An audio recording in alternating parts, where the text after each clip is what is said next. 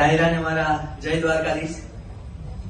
કાઠિયાવાડમાં કોકદી તું ભૂલોય પડે ભગવાન, તને સ્વર્ગ ભૂલાવું શામળા, તું થાન મારો મહેમાન.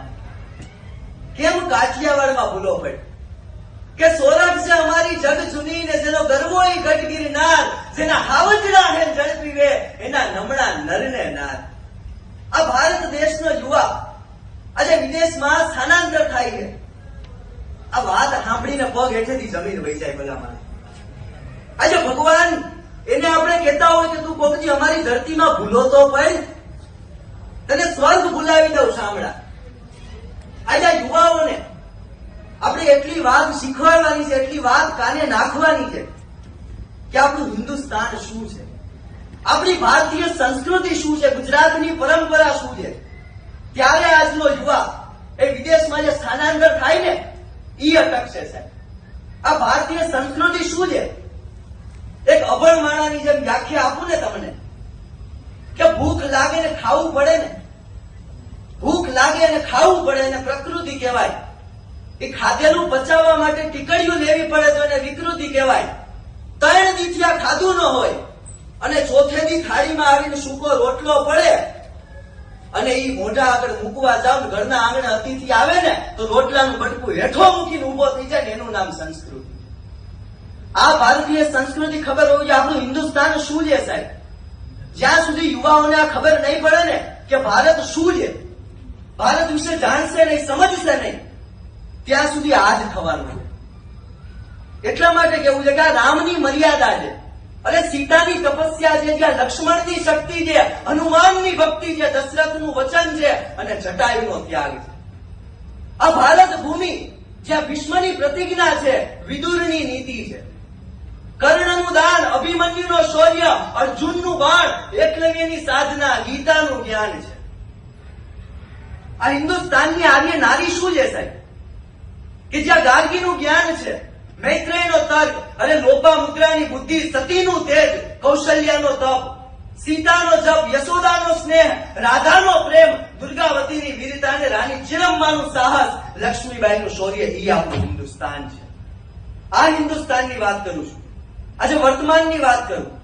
આજે ભારત શું છે વર્તમાનમાં? આજે G20 20 દેશોનું પ્રતિનિધિત્વ આજે ભારત દેશ કરે છે. આજના જમાનામાં ફેશન આવી છે. ફેશન આવી, આપણી રીતિ રિવાજો ભૂલાતા જાય છે. પહેલાના જમાનામાં લોકો પાઘડીઓ બાંધતા. આજે કોઈ માણાના માથે પાઘડી જોવા નથી મળતી.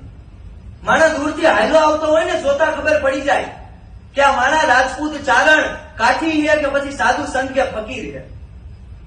અમારા કાઠિયાવાડમાં કહેવાય કે મોરબીની ઈંડોળી, ગોંડલની ચાંચ, જ્યાં જામનગરનો ઉભો પૂડો ને પાઘડીએ રંગ પાંચ. ઈ બારાડીની પાટડિયાળી ને બરડે ખૂપા વાળી, ઝાલાવાડની આઠિયાળી ને કાળી ખીલી વાળી. જ્યાં સુધી ખબર નહીં પડે, આજના કોઈ પણ યુવાનને પૂછો કે શ્રીમદ ભગવદ ગીતાના ખાલી 18 અધ્યાયનું નામ બોલે.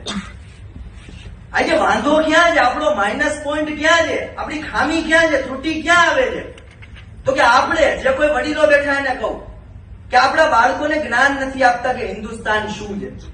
આજે શૂન્યની શોધે ભારતમાં થઈ છે. મોટા મોટા જે નાસાના અત્યારે જે કહેવાય કે નાસા વાળા જેટલા સંશોધન કરે છે એ બધું આપણા પંચાંગમાં છે સાહેબ. ઋષિ મુનિઓ પહેલાથી કરીને ગયા છે. આપણને ખબર હોવું જોઈએ સાહેબ. આ વાતનું જ્ઞાન તમારા બાળકને કરાવો, યુવાધન જયારે સમજી જાય ને ત્યારે આપોઆપ સ્થાનાંતર ખાતું અટકી જાય સાહેબ. એને ખબર હોવી જોઈએ કે આપણે ક્યાં જીવીએ છીએ, આપણા પૂર્વજો કોણ છે સાહેબ, કે જેના મસ્તક પડે અને ધડ લડે છે એ આપણા હિન્દુસ્તાનમાં છે સાહેબ. સંત, સુરવીર, દાતારો, સાહિત્યકારો અને કવિઓની ધરતી છે આ હિન્દુસ્તાન સાહેબ. અને છોડીને કેમ તમે વિદેશમાં જવાનું વિચારી શકો સાહેબ? આ પગ નીચેથી આમ જમીન વહી જાય, રૂવાટા ઉભા થઈ જાય. જ્યાં ગાંધીગીરનો એક ખાલી હાવજ આમ એની ત્રાળ પડે ને ત્યાં 12 ગામ સુધી આખી ધરતી ધ્રુજવા માંડે છે. આ ધરતીમાં આપણે રહીએ છીએ. આ ભારત ભૂમિ જેને આપણે માં કહેવાય. કોઈ પણ વિશ્વનો દેશ નથી કે જેને માં કહેવાય. એક ભારત છે કે એને માં કહેવાય છે સાહેબ. અને છેલ્લે 2 વાક્ય કહીને રજા લઉં કે કોઈ પણ માણા હોય છે, ઉપરથી જોઈને કોઈથી ખબર ન પડે. આજે ભારતના માણાને વિદેશમાં જાવ એટલે એમ કે આ ભારતીય છે. કોઈ પણ માણાને ઉપરથી જોઈને નોમ આપી લેવાય છે. આ દેશમાં દરેક માણસની જરૂર છે. બધાને કલેક્ટર જ બનવું છે સાહેબ, પણ આ દેશમાં કંડક્ટરની જરૂર છે. દરેક લોકોની જરૂરિયાત છે સાહેબ. કોઈ માણસ નાનો નથી. જળ ખારા જોઈને મરજીવા મત ફેરવને મો મારા તળિયા તપાસીને જો તને કુબેરે ગંગાળ લાગશે. ધન્યવાદ.